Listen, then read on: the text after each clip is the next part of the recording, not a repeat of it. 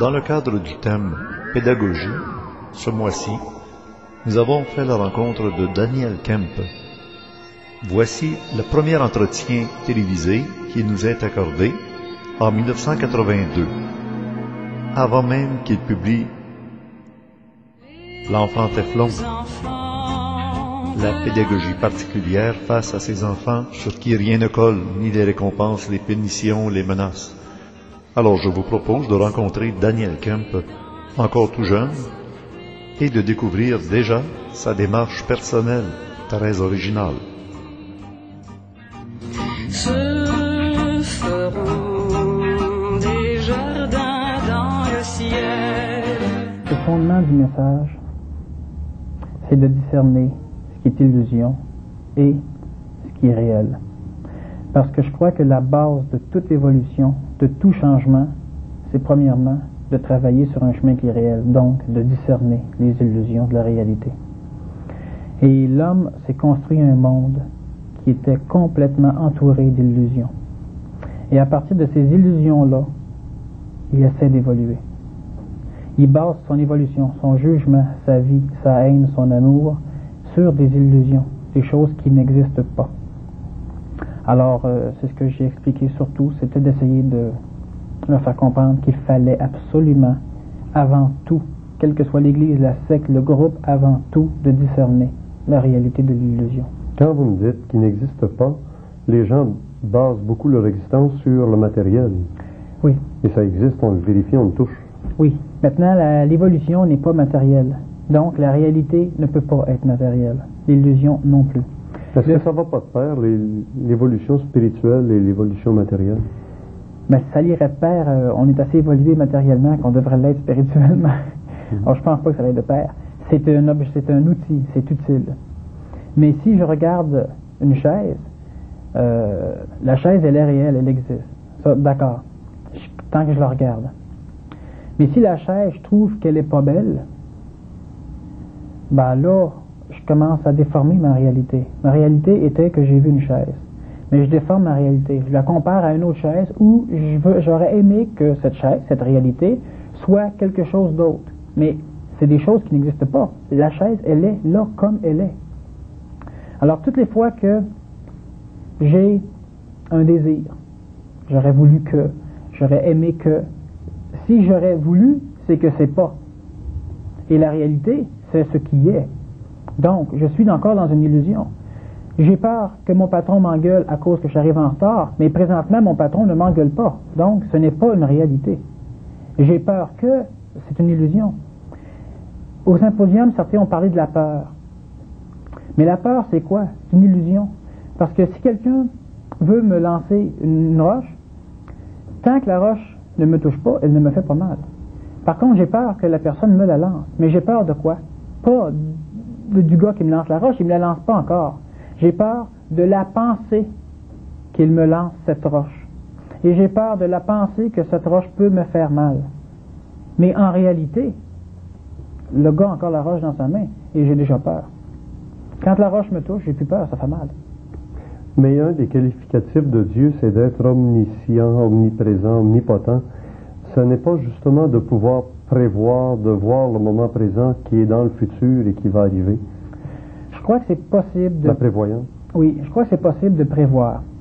Maintenant, si la personne n'est pas apte à se servir de ce qu'elle va prévoir, donc, si par exemple, moi je fais un rêve et je rêve que l'avion que je vais prendre va s'écraser, en fin de compte, je ne prends pas l'avion et l'avion s'écrase. C'était une réalité, dans mon rêve, c'était une réalité que j'ai vu ça. Par contre, si suite à ce rêve-là, qui peut être vrai ou pas vrai, ça n'a pas d'importance, suite à ce rêve-là, j'ai peur. Ou j'ai rêvé qu'en achetant tel billet, je gagnais à la loterie, j'ai hâte, j'ai un désir. Enfin, tout ce que je rajoute à cette réalité-là... Là, on a parlé des armements nucléaires qui étaient stockés, qui pourraient nous tomber sur la tête. C'est une illusion, pour la simple raison que s'ils nous tombent sur la tête, ça ne changera rien d'y avoir peur 15 ans d'avance. C'est une illusion, la peur. Présentement, c'est nous qui devons évoluer, puis les armements et tout ça, ça n'a aucune importance. Présentement, on est tous les deux ici, c'est une réalité. Mais tout ce qui se passe à l'extérieur, tout ce qui pourrait se passer, qui est un futur probable, ou tout ce qui s'est déjà passé, ne change rien au fait qu'on est ici. Non, mais là, maintenant qu'on se voit à la télévision, que des gens nous voient à la télévision, on n'est déjà plus ici. C'est-à-dire que toi et moi, on est ici, on reste ici. Ces personnes-là nous voient à la télévision. Pour eux, c'est une réalité, pas pour nous. Nous, on est ici. Nous, on n'est plus ici, au moment où les gens nous voient à la télévision. Ah, OK, d'accord, mais présentement, quand je parle, nous, on est ici. Au moment où je parle. Donc, qu'est-ce qui est la réalité, qu'est-ce qui est l'illusion et comment discerner la réalité de l'illusion? Bon. Pour l'individu, il ne faut pas que cette personne essaie de trouver la réalité pour la masse. La réalité, elle est individuelle à chacun. C'est la même réalité, c'est possible. Sauf que si on veut l'étendre à la masse, bien, sur le moment, par exemple, moi, je suis ici avec toi. Alors, de dire que 1 million de personnes vivent à peu près le même genre de vie que nous autres, c'est pas vrai. Parce qu'ici, il y a juste toi et moi. Donc, pour moi, ma réalité, je suis ici. Pour un autre, c'est ses affaires à lui. Mais je n'ai pas à m'en occuper. Qu'est-ce qui vous dit qu'on n'est pas, justement, témoin d'une action ou d'une pièce de théâtre qui se joue sur la terre et notre esprit, que d'autres appelleront notre âme, vient voir et joue un rôle le temps qu'on vit notre vie. Donc, on n'est même pas à vivre réellement, mais on est là à témoigner. Bon. Ça, c'est l'intellect d'une personne qui parle, qui essaie de juger, de placer, de tourner, d'adapter pour pouvoir comprendre ou pour pouvoir se sécuriser. Bon. L'intellect, c'est ce qui essaie de tout chambarder, de tout comprendre, de ressasser ce que la mémoire lui a donné. D'accord? Si on parle de réalité, je vais donc devoir définir un peu ce qu'est la pensée. Une personne qui n'a aucune mémoire ne peut pas penser. Alors, si je vous dis quelque chose, vous ne pouvez même pas rien y rajouter, vous l'avez déjà oublié. Alors, vous ne pouvez pas penser, vous ne pouvez pas parler, vous ne pouvez pas construire, rien à faire. Donc, il vous faut la mémoire pour pouvoir penser. Donc, votre pensée, elle est tributaire de votre mémoire. Votre mémoire est une condition sine qua non pour avoir une pensée. Mais la mémoire emmagasine des choses qui n'existent plus. Les choses sont passées. Donc, la mémoire emmagasine des choses qui sont mortes. Donc, la mémoire est morte. Ce que j'entends par mort, c'est que moi, je suis réel, je me sens présentement, je dis que je vis. Mais que j'ai vécu, ça c'est mort. La mémoire, c'est une chose qui est morte, et votre pensée tire son existence de cette mémoire. Donc, votre pensée aussi est morte. D'accord? Si vous pensez, quel que soit, n'importe comment, de toute façon, vous déformez. Par contre, moi, je ne pense pas, je vis. Certaines fois, j'ai des problèmes que je veux résoudre. J'ai beau y réfléchir, j'ai jamais eu à m'adapter à ce problème-là. J'ai beau essayer d'y réfléchir, je trouve aucune solution. Tout d'un coup, j'arrête de penser, j'observe. Et là, pouf, ah ben c'est niaiseux, bon, la solution, je l'ai. Ça, c'est ce que certains vont appeler être en contact avec son âme, ou laisser s'exprimer en nous l'intelligence active. Mais ce n'est pas la pensée.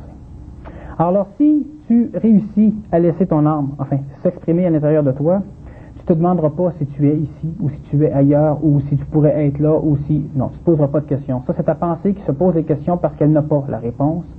Et tant qu'elle va occuper l'emplacement de l'âme ne peut pas pénétrer. Alors, la réalité, comme je te dis, c'est élimine la pensée, élimine la mémoire, vit réellement.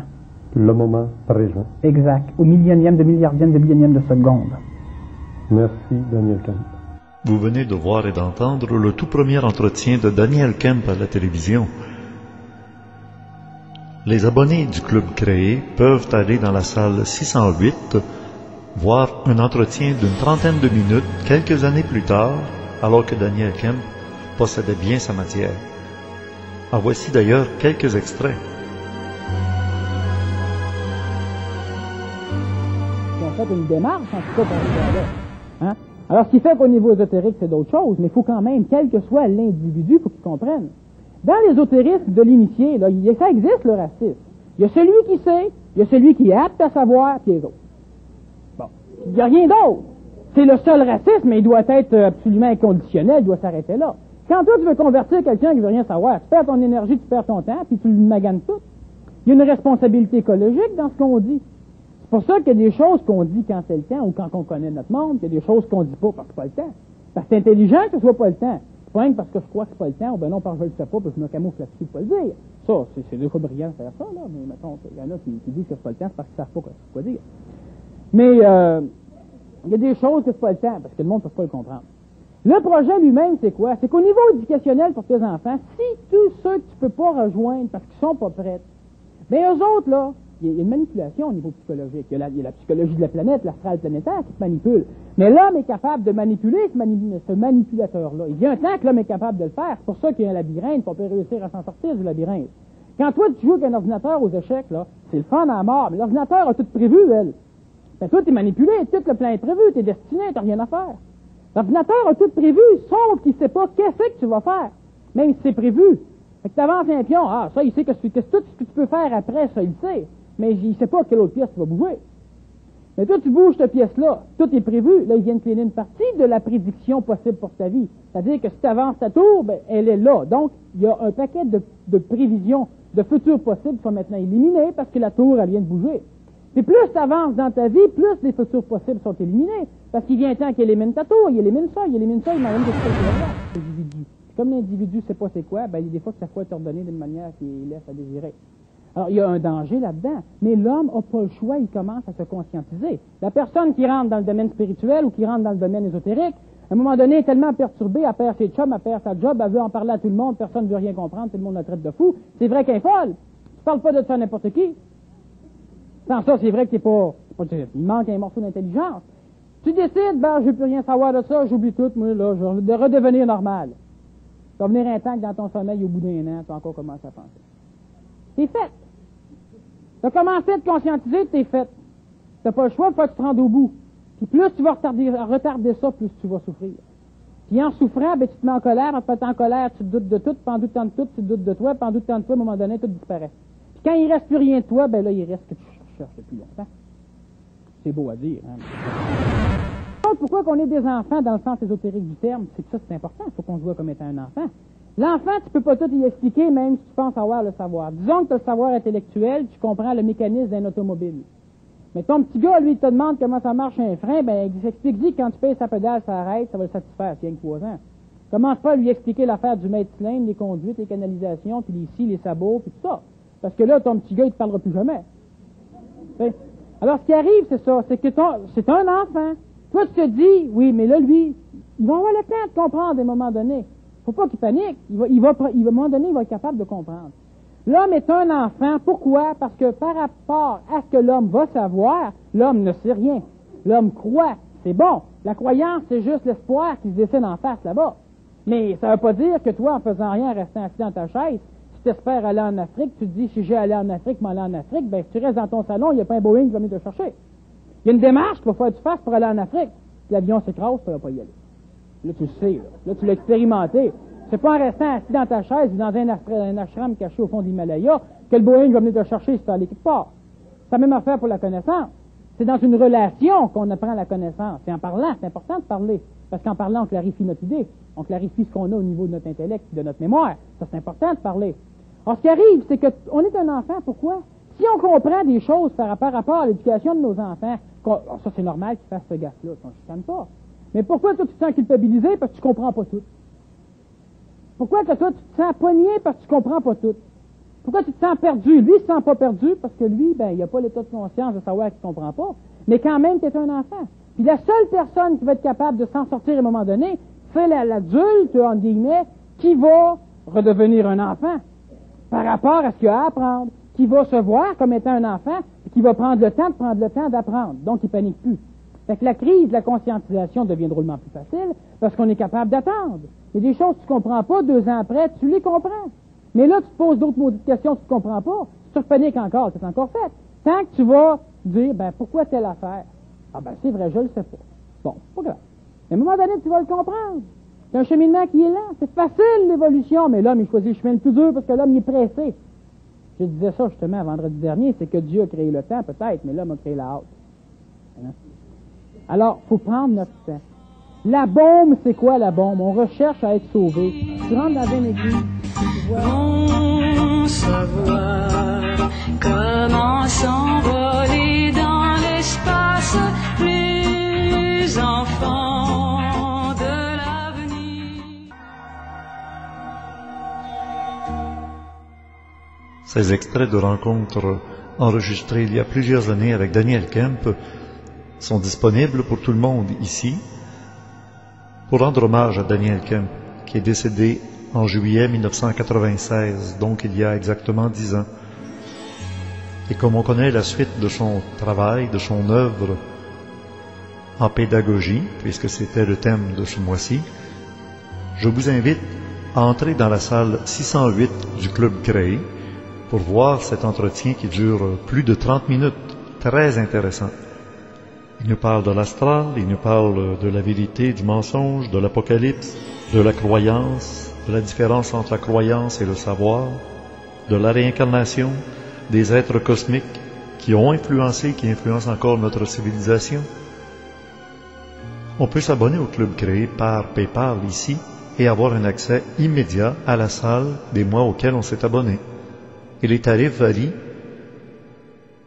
d'1 mois, 3 mois, 6 mois ou 1 an. Et vous remarquez qu'il diminue au mois par rapport au nombre de mois auxquels on s'abonne. Et ça vous donne droit à une réduction lors des conférences à Québec et à Montréal. Et inversement, si vous assistez à la conférence à Québec ou à Montréal au début de chaque mois, premier vendredi à Québec, le premier dimanche de chaque mois dans l'après-midi à Montréal au Cégep Maisonneuve, vous avez droit à une réduction de 10 $ en tant qu'abonné pour le mois de la conférence qui doit coïncider avec le mois de votre abonnement au Club Créé, évidemment. Alors c'est un rendez-vous dans la salle 608. À bientôt.